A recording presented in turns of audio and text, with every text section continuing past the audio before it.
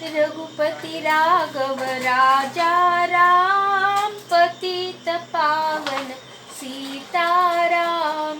रघुपति राघव राजा राम, पतित पावन सीताराम। सत्य आणि अहिंसेचे पुजारी आपले राष्ट्रपिता, आपले लाडके बापूजी महात्मा गांधी। त्यांचे कार्य, त्यांचे जीवन, थोडक्यात त्यांचा इतिहास सर्वांना ठाऊक आहे, परंतु त्यांची 3 माकडे यातच त्यांची सर्व शिकवण सामावलेली आहे।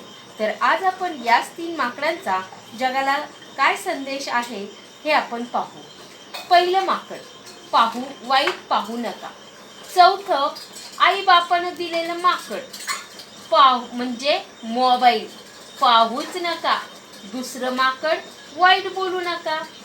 आणि आई बापाचं चौथं माकड, कोणाशी काहीच बोलू नका। तिसरं म्हणतंय वाईट ऐकू नका, मोबाईल।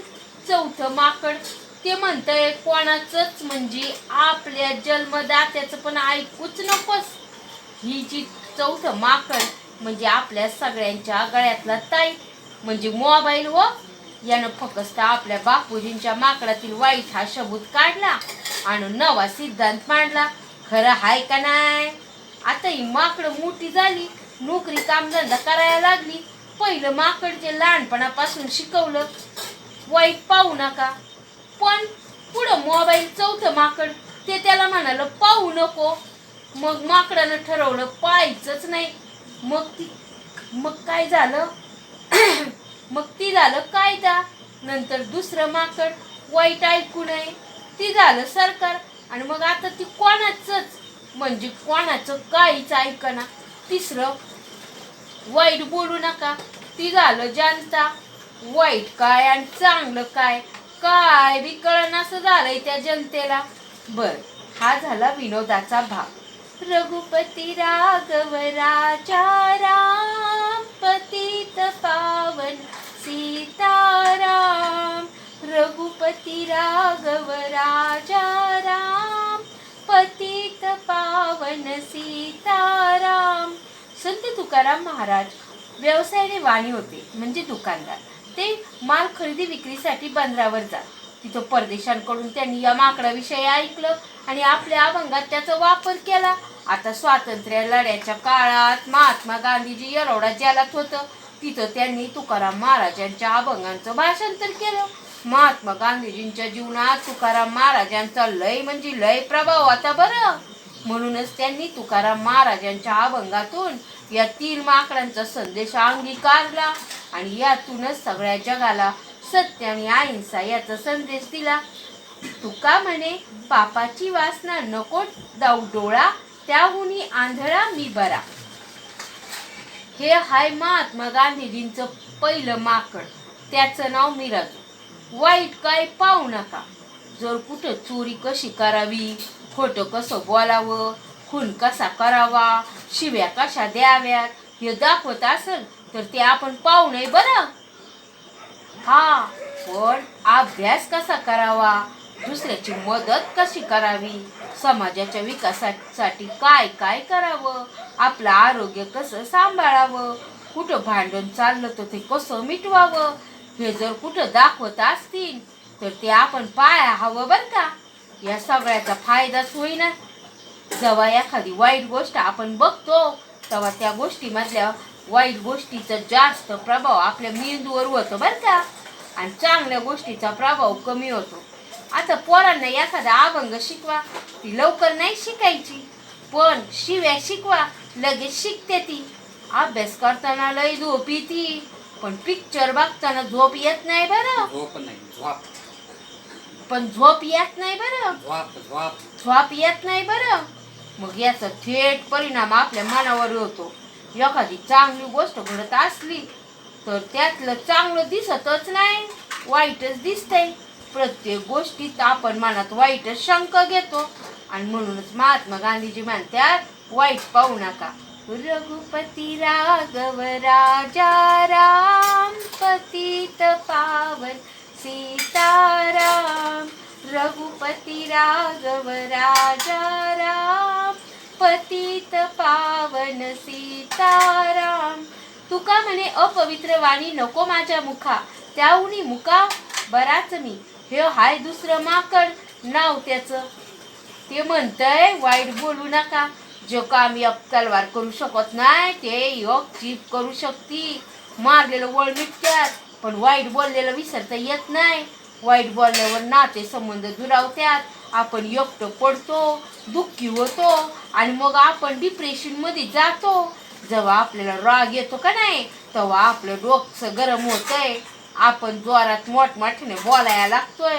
आपलं हृदय जोर जोरात धडधायला लागतंय. आपण श्वास जोरात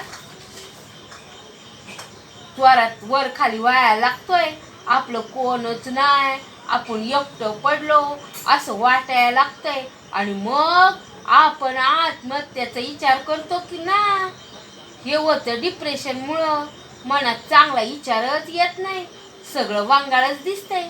आणि मग चांगलं हार्मोन्स कमी स्त्रावत्यात तर वाईट हार्मोन्स ज्यादा.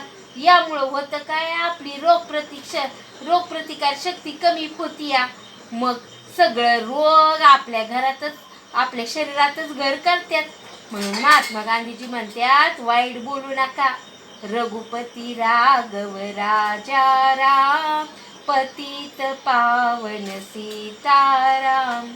तुका म्हणे निंदेचे श्रवण नको माझ्या कानी, बधीर करुनी ठेवा देवा. महात्मा गांधीजींचं हे तिसरं माकड म्हणतंय वाईट ऐकूच नका.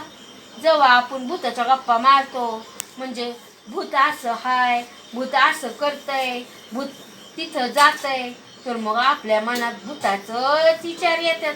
भूत मला मारल का काय. पण जर आपण भूतच मानलं नाही, भूतच नसतंय असं ऐकलं, भूताला काय किंमतच नाही, विज्ञान म्हणतंय भूतच नसतात, मग आपण बी भूताला घाबरत नाही. वाईट ऐकल्यानं आपल्याला भीतीच वाटतीया. म्हणूनच वाईट ऐकू नये. वाईट ऐकाया सगळ्यांना लय आवडतंय पण अभंग ऐकायला नाही आवडत. कोण म्हटलं दारू पिऊ नको बाबा, दारूनं काय काय होतं हे जर कोण सांगायला लागलं तर आपल्याला कंटाळा येतोय. पण दारू प्यायला जर एखाद्या मित्राने हाक मारली, ये सध्या चल की येळ झाली की आता सांच्याला, तर आपल्याला पटकन ऐकू येते. कोणाचं ऐकावं कोणाचं ऐकू नये हे आपल्यावर अवलंबून आहे बरं का. चांगलं तेच ऐकलं पाहिजे, त्यानंच आपण आयुष्यात पुढे जाऊ. निंदकाचे घर असावे शेजारी. जर कोणी आपली निंदा करत असेल तर लगेच त्याच्याशी आपण भांडण करावं का. निंदा करणारा आपल्या चुका तर दाखवितो, त्या ऐकून आपण आपल्या चुका सुधारू शकतो बरं. वाईट बोलणाऱ्याला आपण प्रेमानं जिंकावं. पण जर आपण बी वाईट बोलून त्याला दुखावलं तर तो आणखीन वाईट बोलन. पण जर का आपण गप्प राहिलो, ऐकून न ऐकल्यासारखं केलं तर तो काही दिवसानं गप्प बसन. आणि म्हणूनच महात्मा गांधीजी म्हणतात वाईट ऐकू नका. रघुपती राघव राजा राम, पतित पावन सीताराम. रघुपती राघव राजा राम, पतित पावन सीताराम. ही आहेत महात्मा गांधीजींची 3 माकडे, जी आपल्याला आपल्या जीवनात कसे वागावे हे शिकवतात. महात्मा गांधीजी एकच परमेश्वर मानत. सगळ्या धर्मांवर त्यांचा गाढा अभ्यास होता. तुकाराम महाराजांच्या अभंगातून त्यांनी या 3 माकडांकरवी जगाला खूप महत्त्वपूर्ण संदेश तर दिलाच, पण या 3 माकडांचा संदेश आपल्याला बायबलमध्ये सुद्धा पाहायला मिळतो. असा हा सर्व धर्मीय मान्य संदेश महात्मा गांधींनी संपूर्ण जगाला देऊन मानवजातीचे नाशापासून संरक्षणच केले आहे. अशा या पूज्य बापूजींना माझे त्रिवार नमन नमन नमन.